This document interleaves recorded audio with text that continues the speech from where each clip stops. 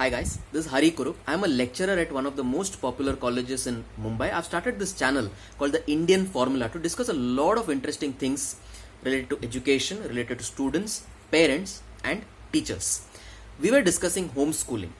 मैं बताता हूँ आपको मैं ये टॉपिक से क्यों स्टार्ट किया. मैं ग्रेजुएट्स को सिखाता हूँ एंड एक बात जो मैंने देखा है बच्चों में ये है कि उनमें पढ़ाई करने का मोटिवेशन बिल्कुल नहीं होता. क्लास में उनका ध्यान पढ़ाई छोड़ के बाकी सब जगह पे होती है. आइए देखते हैं कि ऐसा क्यों है कि स्टूडेंट्स का ध्यान पढ़ाई से हटकर बाकी चीजों में है.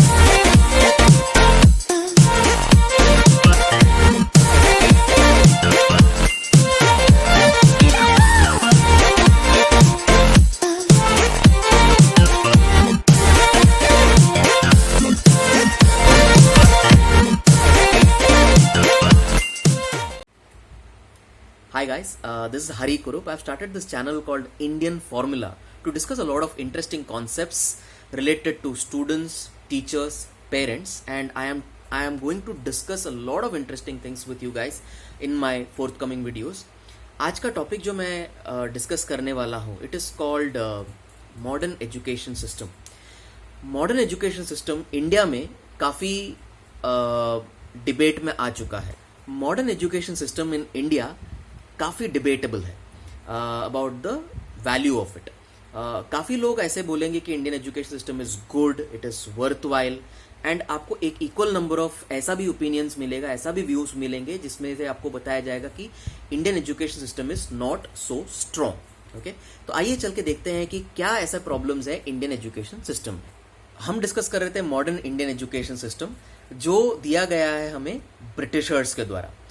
When Britain started ruling over us, they revamped the entire education system, and there's a lot of debates and there's a lot of thought process behind that, where people say that the Indian education system was changed, transformed for making Indians glorified clerks. मतलब glorified clerks बनाने के लिए या Indian तो वो government servant तो servants बनाने के लिए या slaves बनाने के लिए Indians का education system को change किया गया. आप सभी जानते हैं कि इंडिया में जो एजुकेशन सिस्टम हुआ करता था एंशिएंट टाइम्स में, that was called Gurukul system. अब गुरुकुल सिस्टम क्या है? Gurukul system is nothing but the कुल of the Guru, that means the family of the गुरु. तो गुरुकुल सिस्टम का मतलब है एक्सटेंडेड फैमिली ऑफ द गुरु. अब जैसे जैसे इंडिया में इन्वेशंस आए और ब्रिटिशर, इंडिया का एजुकेशन सिस्टम ट्रांसफॉर्म हो गया into what is now known as the modern education system. Gurukul education stop होके इंडिया ने धीरे धीरे कदम बढ़ाए टुवर्ड्स मॉडर्न एजुकेशन सिस्टम. अब मॉडर्न एजुकेशन सिस्टम क्या है आपको क्लियरली मालूम. मैं, आप, हम सब मॉडर्न एजुकेशन सिस्टम्स के ही स्टूडेंट्स रहे हैं. इसमें क्या होता है, बच्चा स्कूल जाता है, टीचर्स एक करिकुलम के हिसाब से बच्चे को पढ़ाते हैं.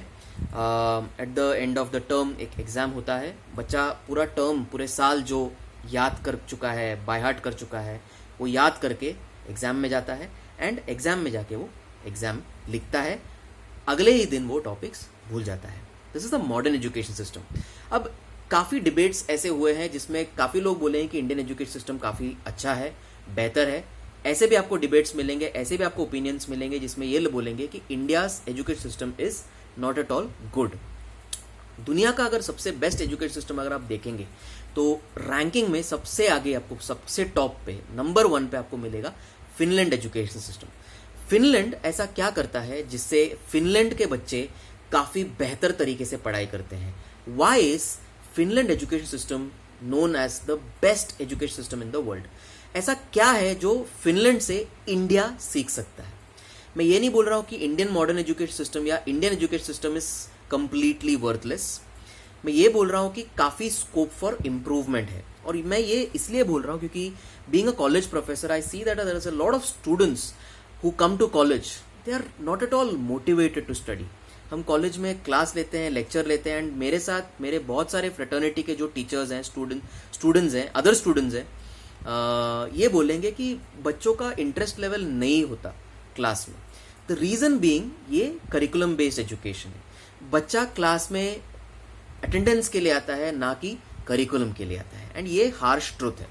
तो हम कैसे हमारा एजुकेशन रीपैक कर सकते हैं, रीपैकेज कर सकते हैं ताकि वो इंटरेस्टिंग हो बच्चों के लिए, ये हम सीख सकते हैं फिनलैंड एजुकेशन सिस्टम से।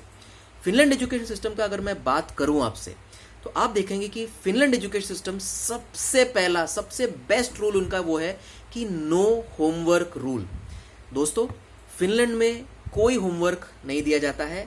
मैक्सिमम अगर वर्क एट होम दिया जाता है तो वो बच्चे मैक्स टू मैक्स 10 मिनट्स का काम करते हैं अपने पढ़ाई रिलेटेड। इसका मतलब ये नहीं है बच्चे का क्वालिटी गिर जाता है, नहीं, बच्चे का एजुकेशन का क्वालिटी गिर जाता है, ऐसा बिल्कुल नहीं है। The reason why we were discussing schooling and homeschooling and the Indian education system was because India को अगर डेवलप होना है या इंडिया का अगर सिस्टम को चेंज होना है या इंडिया को अगर बेहतर करना है अपने आप को, या India has to develop itself, India has to develop a lot of entrepreneurs.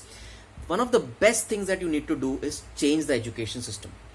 Entrepreneurs या एंटरप्रेन्योरियल कोर्सेज करने से लोग एंटरप्रेन्योर्स नहीं बन सकते। अगर आप देखेंगे वर्ल्ड एवरेज देखेंगे या वर्ल्ड में, दुनिया में या इंडिया में, अगर आप एंटरप्रेन्योर्स का लिस्ट देखेंगे, काफी कम ऐसे लोग आपको मिलेंगे जो काफी एजुकेटेड है, मतलब एंटरप्रेन्योरशिप एजुकेशन लेकर कोई सक्सेसफुल एंटरप्रेन्योर बना है, ऐसा बहुत कम रहेगा।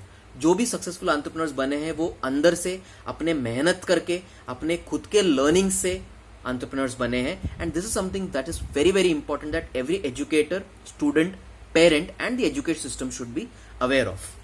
एंटरप्रेन्योरियल एजुकेशन के लिए सबसे बेस्ट है खुली सोच, मतलब ओपन थिंकिंग का बहुत बहुत ज्यादा योगदान है एंटरप्रेन्योरशिप में। बच्चे को अगर आप ओपन थिंकिंग या ओपन थॉट सिस्टम से पढ़ाएंगे तो काफी उसके डेवलपमेंट में उसका असर हो सकती है।